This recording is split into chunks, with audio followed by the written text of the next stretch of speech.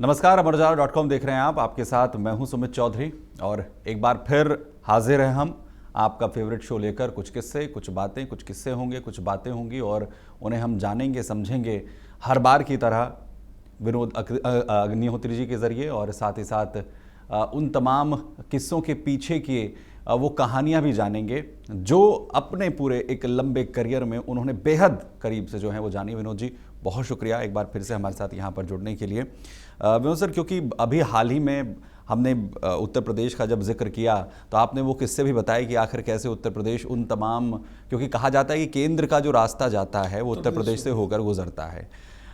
सबसे ज़्यादा अगर प्रधानमंत्री किसी राज्य ने दिए तो वो उत्तर प्रदेश ने जो है वो दिए हैं। कि मोदी जी को भी उत्तर प्रदेश आना पड़ा। उत्तर प्रदेश आना पड़ा, बनारस आकर उन्हें जो है वो अपना संसदीय क्षेत्र चुनना पड़ा।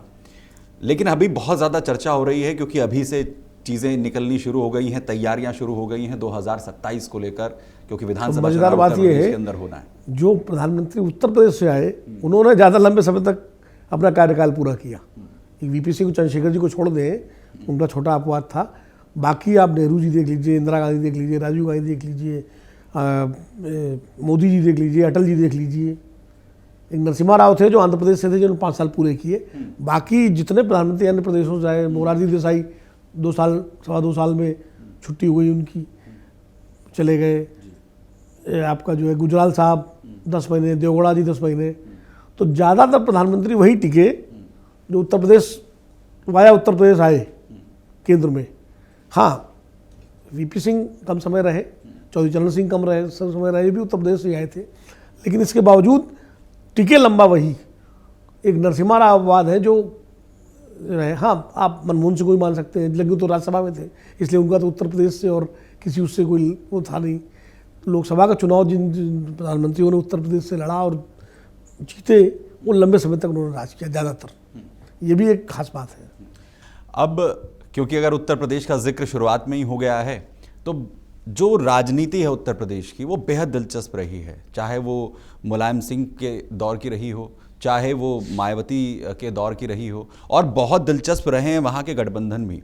वो मायावती जो कभी मुलायम सिंह यादव के साथ जो है वो नज़र आई, एक वक्त वो भी था जब वो बीजेपी के साथ भी जो है वो नज़र आई। तो आज उत्तर प्रदेश की इस बदलती हुई राजनीति को लेकर, या मायावती या मुलायम सिंह की राजनीति को लेकर कोई किस्सा हो जाए। देखिए, उत्तर प्रदेश में समाजवादी पार्टी और बहुजन समाज पार्टी का पहला प्रयोग 1993 में हुआ, जब चुनाव हुए 1993 के बाबरी मस्जिद टूटने के बाद।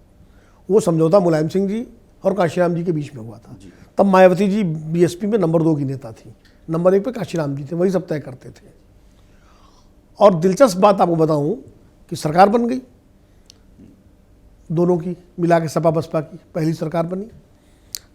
और लगा कि ये गठजोड़ जो है अगर राष्ट्रीय स्तर पर बन गया, क्योंकि समझौते में जो तय हुआ था वो ये तय हुआ था कि मुलायम सिंह जी उत्तर प्रदेश की राजनीति करेंगे और काशीराम जी देश की राजनीति करेंगे। और इस समझौते को कराने वाले उद्योगपति जयंत मल्होत्रा और कुछ लोग थे जो दोनों के बीच में थे। वो बिगड़ी कहाँ से बात?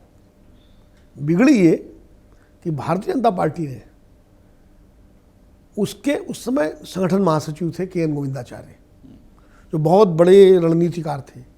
ये जो सोशल इंजीनियरिंग की जो बात की जाती है ना, सोशल इंजीनियरिंग शब्द ही के एन गोविंदाचार्य का दिया हुआ है।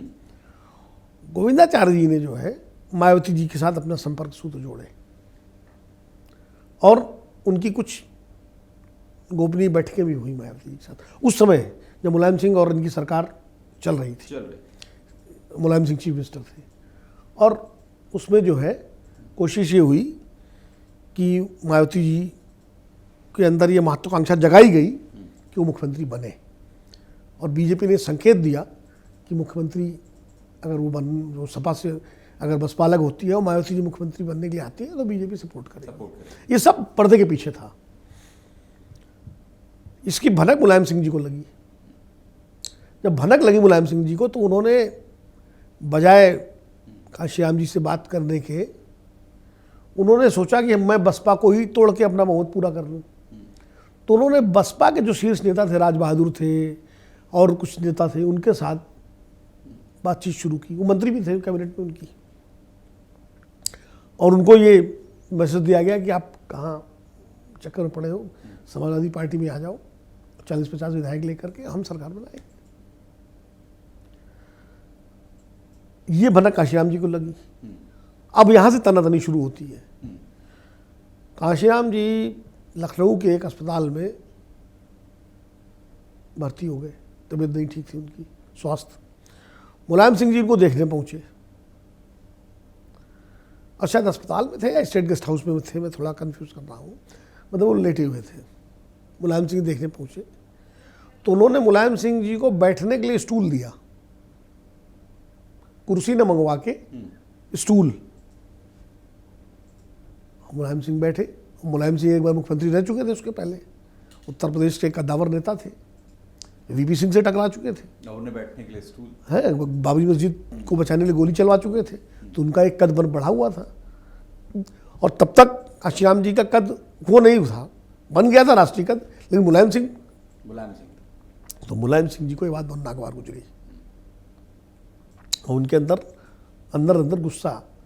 अब वो बातचीत हुई, उस बातचीत में कोई बहुत तल्खी हुई, बातचीत में कोई रिकन्सिलेशन नहीं हुआ, उससे मुलायम सिंह चले गए। मुलायम सिंह इस बात को गांठ बांध दिया और उन्होंने इसको लेकर के अपनी मुहिम तेज कर दी। काशीराम जी को भनक लग गई, उन्होंने हजरत महल पार्क में रैली की और चेतावनी दी उन विधायकों को कि जो अगर बहुजन समाज से गद्दारी करेगा तो उसका हर्ष बहुत बुरा होगा। और इसी तनातनी में अचानक सपोर्ट उन्होंने विड्रॉ कर लिया, और सपोर्ट विड्रॉ करने के तुरंत बाद वो उन्होंने केंद्र में नरसिंहा राव जी से बात की। कांग्रेस ने गो हेड कर दिया, मोतीलाल वोरा जी गवर्नर थे, कि भाई मायावती को शपथ करा दी है। मुलायम सिंह बोमई जजमेंट का हवाला दे करके बात कर रहे थे। बोमई जजमेंट शायद बाद में हुआ है, मैं थोड़ा सा इसको, मतलब मुलायम सिंह ने कहा कि हमें समय दीजिए, हम हाउस में बहुमत साबित करेंगे। मोतीलाल वोरा जी जो गवर्नर थे वो हाउस का समय देने के लिए तैयार हो गए थे कि ठीक है, आपको 7 दिन का समय दे देते हैं या 3-4 दिन का जो भी है, और उसमें आप बहुमत साबित कर दीजिए, और नहीं करते हैं तो सरकार। इस बीच क्या हुआ कि समाजवादी पार्टी के विधायक और कई कार्यकर्ता, उनको खबर लगी कि Mayawati ji state guest house जो मीराबाई मार्ग पर है तो वहाँ है, और बसपा के विधायकों को वहाँ इकट्ठा किया गया है। तो ये सारे समाजवादी पार्टी के कार्यकर्ता, उसमें सरकार तो थी, भले समर्थन वापस हो गया हो, वहाँ पहुँच गए और इन्होंने स्टेट गेस्ट हाउस पे हमला कर दिया, जो स्टेट गेस्ट हाउस कांड के नाम पे जाना जाता है जी। और जिसमें कहते हैं मायावती जी की जान बड़ी मुश्किल से बची, और उसको बचाने में भारतीय जनता पार्टी के तत्कालीन नेता थे ब्रह्मदत्त द्विवेदी जी, उनकी बड़ी भूमिका थी, उन्होंने बचाया था उनको। अब वो फिर से इतिहास है। और जैसे ये घटना हुई वैसे ही मोतीलाल वोरा जी ने मुलायम सिंह की सरकार को बर्खास्त कर दिया, लॉ एंड ऑर्डर का आधार बना के बर्खास्त कर दिया। बर्खास्त करने के बाद उसके बाद रात में 10 बजे 11 बजे राजभवन में मायावती जी की शपथ करा दी गई। भारतीय जनता पार्टी ने समर्थन कर दिया, उनकी शपथ हो गई मुख्यमंत्री रूप में। अब जो मजेदार किस्सा है, जो खुद मोतीलाल वोरा जी ने बताया, मैं नहीं उसको कर रहा हूँ, मोतीलाल वोरा जी गवर्नर थे उस समय। बाद में हम लोग जब उनसे मिलते थे दिल्ली में तो उन्होंने एक किस्सा बताया। उन्होंने कहा कि शपथ ग्रहण हो गया, शपथ ग्रहण के बाद हम वोरा जी अपना आराम करने चले गए, सब लोग लौट गए। जितने में एडीसी आए उन्होंने कहा कि सब वो मुख्यमंत्री जी बैठी हुई हैं, वो अभी जा नहीं रही, वो आपसे मिलना चाहती हैं। तो बोले मैं तो सोने ही जा रहा था। मैं खैर आया नीचे हॉल में जहाँ बैठी थी, बता रहे वोरा जी ने कहा कि आप यहाँ कैसे, अब आप जाइए। तो उन्होंने कहा नहीं, मैं आज रात में यहीं रुकूंगी, राजभवन में ही, मुझे यहीं की आप व्यवस्था कराइए। तो वोरा जी ने कहा क्यों, ऐसा क्या बात है। तो मायावती जी के अंदर उस वक्त, चूँकि तब तक पहली बार मुख्यमंत्री बनी थी, थोड़ा नर्वसनेस भी थी। उन्होंने कहा नहीं, मुझे लगता है कि कहीं मुलायम सिंह और उनके लोग जो है मेरे पर हमला न कर दें बाहर निकलते ही, इसलिए मैं चाहती हूँ कि दिन में मैं रात में यहीं रुकूं राजभवन में, और दिन में मैं जाऊँ वापस। तो वोरा जी ने कहा, मैंने उनको समझाया कि अब आप मुख्यमंत्री हैं प्रदेश की, सारी पुलिस आपके अंडर में है, पूरा प्रशासन आपके अंडर में, अब किसी की हिम्मत नहीं जो आप टच कर सके, आप सिक्योरिटी के साथ जाएंगे, आप परेशान मत। मतलब काफ़ी समझाने के बाद फिर वो मानी और सिक्योरिटी पुलिस की जो है उनके साथ थी। तो मतलब लेकिन बाद में वो मायावती शेरनी हो गई। उत्तर प्रदेश में उन्होंने जो गुंडागर्दी के खिलाफ जिस तरह से काम किया, जिस तरह बड़े बड़े बाहुबलियों को उन्होंने जेल में डाला, अपने एक एमपी को अपने घर से पकड़वाया, लॉ एंड ऑर्डर के मामले में उनका रिकॉर्ड बहुत अच्छा माना गया।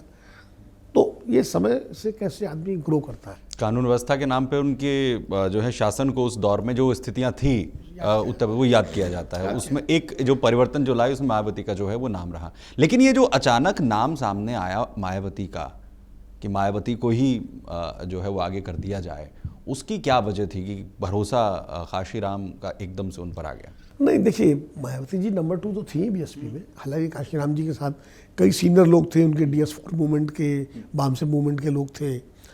लेकिन उसके बावजूद काशीराम जी का आशीर्वाद उनको था। एक तो महिला थी, कोई महिला उस वक्त उस मूवमेंट में इतनी आगे नहीं थी, बहुत आक्रामक बोलती थी। और काशीराम जी जब उनको लाए थे, वो तो लॉ की पढ़ाई करने के बाद IAS की तैयारी कर रही थी। और जब काशीराम जी से मिली तो काशीराम जी ने पूछा कि आप क्या बनना चाहती हो? तो उनका मैं IAS बनना चाहती हूँ। तो काशीराम जी ने कहा कि मैं तो आपको वो बनाना चाहता हूँ कि IAS आपको सलाम करेंगे। तो वो पोटेंशियल मायावती जी का काशीराम जी ने देख लिया था। बड़े नेता पहचान लेते हैं कि इस लड़की में एक पोटेंशियल है राजनीति का, और इसलिए उन्होंने उनको आगे बढ़ाया, डेवलप किया एक नेता के रूप में। और जब भी सरकार बनने से पहले भी बहुजन समाज पार्टी की रैलियों में काशीराम जी और मायावती 2 ही बड़े नाम होते थे जी। और इसलिए स्वाभाविक रूप से नंबर 2 वही थी उस समय काशीराम जी के सामने।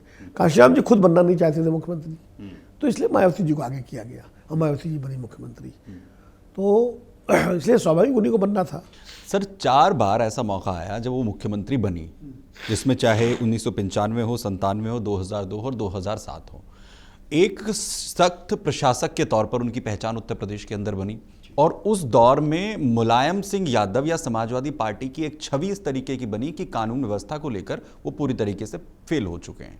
2007 के बाद फिर से वापसी समाजवादी पार्टी की होती है और उसके बाद बीजेपी। लेकिन ये बसपा जो एक ऐसे चेहरे के तौर पर मायावती के चेहरे को मजबूती के साथ उतार चुकी थी, एक शख्स प्रशासक है मायावती, फिर वो डाउनफॉल आकर कैसे शुरू हो गया? देखिए 2-3 कारण हैं डाउनफॉल होने के। पहली बात तो ये है कि जो बहुजन आंदोलन काशीराम जी ने शुरू किया था, धीरे धीरे मायावती जी ने उस आंदोलन की धार को कुंद कर दिया। और 2007 में उनको पूर्ण बहुमत मिला, तो उसमें सवर्णों का भी बड़ा योगदान था, खासकर ब्राह्मणों का कहा जाता। सतीश मिश्रा उसके आर्किटेक्ट थे। तो जैसे जैसे सतीश मिश्रा जी का प्रभाव बढ़ा बीएसपी में, तो मायावती जी की जो धार थी वो दलित और पिछड़ों वाली, वो कमजोर हुई। दूसरा, उनके शासनकाल के तमाम जो मामले सामने आए, NRHM घोटाला, फलाने कुछ भ्रष्टाचार के कई मामले जिन पे जांच वाँच हुई। हालांकि मायावती जी पे कोई आरोप सीधा नहीं लगा, ताज कॉरिडोर वगैरह का रहा मामला, लेकिन एक बार छवि बिगड़ती है तो बिगड़ जाती है, वो हुई। तो एक मैसेज ये गया कि भाई वो उनको अब पार्टी और मूवमेंट से ज़्यादा अपनी चिंता है। तीसरा, जो बीजेपी के साथ उन्होंने 4 बार दोस्ती की, उससे जो उनका माइनॉरिटी मुस्लिम आधार था वो खिसक गया पूरी तरह से। वरना पहले उनको ठीक ठाक बीएसपी को एक मुसलमानों का समर्थन मिलता था। लेकिन 1 बार, 2 बार, 3 बार, 4 बार, चौथी बार तो अपने दम पर बननी थी वो। 3 बार उन्होंने बीजेपी से दोस्ती की थी। तो उस दोस्ती की वजह से मुस्लिम जनाधार भी टूटा उनका। और एक बड़ा कारण ये था कि जो देखिए कोई भी पार्टी होती है तो उसको बनाने में एक नेता का भूमिका तो होती है, लेकिन कई नेताओं का रोल होता है। बीएसपी के तमाम सारे नेता जो काशीराम जी के साथ कंधे से कंधा मिलाकर जमीन पर संघर्ष करके जिन्होंने पार्टी खड़ी की थी, वो धीरे धीरे मायावती जी से दूर हो गए। मायावती जी ने उनको दूर कर दिया और तमाम नए ऐसे लोग पार्टी में आ गए जो सिर्फ सत्ता के लिए आते थे। दूसरी पार्टियों से तमाम आ गए, कांग्रेस से, बीजेपी से और जगह से। तो जो बहुजन समाज का काडर था वो कमजोर पड़ गया और धीरे धीरे वो जो है उसका उत्साह खत्म हो गया। तो ये सब कारण थे जिससे उनका ये अवसान हुआ। लेकिन एक मजेदार किस्सा आपको बता दूं, क्योंकि बिना किस्से के तो ये कार्यक्रम बिल्कुल अधूरा सा रहेगा। मुलायम सिंह जी का किस्सा है वो। बात है 1980 की। विश्वनाथ प्रताप सिंह मुख्यमंत्री थे। मुलायम सिंह जी उस वक्त उनके खिलाफ, सरकार के खिलाफ आंदोलन कर रहे थे। उस समय एनकाउंटर्स बहुत हो रहे थे, डकैतों के नाम पर पुलिस बहुत कर रही थी। और बलराम सिंह यादव जो इटावा के थे, मुलायम सिंह जी के प्रतिनिधि थे, वो कांग्रेस के बड़े नेता थे। तो खबर ये लगी कि कहीं मौका देख के मुलायम सिंह जी का एनकाउंटर ना कर दे पुलिस, ये डर। तो मुलायम सिंह जी भाग के दिल्ली आए और उसमें चौधरी चरण सिंह जी के साथ थे वो, और उनको बताया कि चौधरी साहब ऐसा हो सकता है। चौधरी साहब ने कहा चलो कोई बात नहीं। चौधरी साहब ने कहा इटावा में रैली रखो, मैं आऊँगा। इटावा में रैली हुई, चौधरी चरण सिंह गए और चौधरी साहब ने वहाँ पूरा भाषण दिया। भाषण में ये भी कहा कि मुलायम सिंह हमारा नेता है पिछड़ों का इस देश, यहाँ पर प्रदेश में, उसके ऊपर अगर किसी तरह की जाति हुई तो वो गंभीर होगी। और उसके बाद उन्होंने वही घोषणा कर दी कि इसको मैं सदन में भेजूंगा और मुलायम सिंह को एमएलसी बना दिया। तो ऐसे भी किस्से हुए हैं कि किस तरह से नेता का वो होता है। तो बहुत सारे किस्से हैं राजनीति के। मायावती जी का एक बड़ा दिलचस्प किस्सा है कि मायावती जी के बारे में मशहूर है कि वो बहुत स्ट्रेट फॉरवर्ड है। उनको अगर कोई चीज़ पसंद है तो पसंद है, ना पसंद है तो मुंह पे कह देंगी ये पसंद नहीं है। एक बात है ये 1996 की। अब उन्होंने, एक पत्रकार थे, वो बीएसपी में शामिल हो गए थे, तो बराबर बाइट दे रहे थे, जबकि बीएसपी ऐसी पार्टी है उसमें जो है अलाउ नहीं करती है। हर एक उस समय बहुत ही क्लोज डोर था, लेकिन वो सर्वसुलभ थे तो हर जर्नलिस्ट उनके पास पहुंच जाता था। वो जो बोल देते तो खबर छप जाती थी। 3-4 दिन मसला चला। ये उस समय जब किसी को बहुमत नहीं मिला था, चुनाव हो चुके थे और हंग असेंबली आई थी और असेंबली सस्पेंड थी, तो हम लोग सब लोग भागते थे कि भाई कुछ खबर लगे, तो वही पत्रकार महोदय मिल जाते थे। तो उनसे वो 3-4 दिन सिलसिला चला। तीसरे दिन मायावती जी को बुलाया और बुला के उनसे कहा कि सुबह की फ्लाइट पकड़ सीधे दिल्ली चले जाओ, समझे, और अगर नहीं गए तो समझ लेना दिखाई मत पड़ना लखनऊ में। उसका चले गए। ऐसे ही एक मंत्री के बारे में कहा जाता है कि एक मंत्री थे उनकी सरकार के जी, वो प्रयागराज से आ रहे थे और उन्होंने कहीं से किसी से कुछ पैसे वैसे ले लिए थे, पैसे गाड़ी में थे। खबर मायावती जी को पता चली, उन्होंने तुरंत फ़ोन किया उनको, उनके मोबाइल पे, कहाँ हो? बस जी यहाँ, वहीं रुक जाओ, पीछे गाड़ी आ रही है उसमें बैठ जाओ, दोबारा इस तरह हरकत नहीं होनी चाहिए जो तुमने आज की है। उतर के रुक गए। थोड़ी देर बाद गाड़ी आ गई, वो गाड़ी जिसमें बैठे थे वो चली गई लखनऊ, जहाँ भी वो आई सीएम हाउस, और डांट भी पड़ी।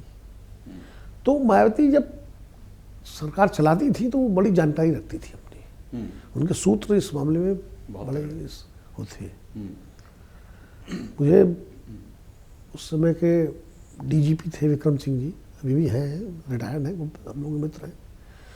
उन्होंने जब गिरफ्तार किया, उमाकांत यादव सांसद थे बीएसपी के, किसी केस में उनका वारंट निकला गिरफ्तारी का, मर्डर का केस था शायद, तो उनके घर बहन जी से मिलने गए थे चीफ मिनिस्टर से जी।